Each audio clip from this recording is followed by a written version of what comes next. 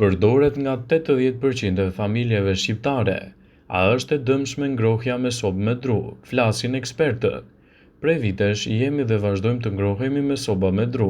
Kryesisht zonat e juglindjes edhe ato veriore të vendit vazhdojnë të mbajnë gjallë traditën e sobës së drurit.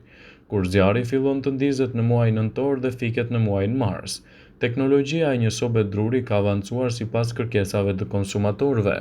Çdo familje konsumatore e sobave me dru sipas pikave të shitjes së lëndës së drurit konsumon nga 4.000 deri në 10.000 lekë të reja në muaj. Sipas Instat, për vitet 2015-2016 në Shqipëri prodhimi i drurit dhe letrës janë eksportuar 3% dhe importuar 4%.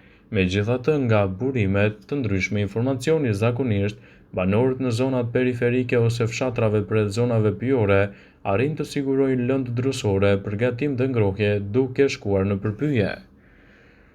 Gjithashtu, ekspertët tregojnë se përdorimi i tepërt i sobave me dru për shkak të djegjes që mund të shkaktojë edhe të lëshimit të karbonit te disa njerëz, sidomos ata të cilët janë të ndjeshëm ndaj frymëmarrjes, mund ta rëndojë më shumë këtë proces.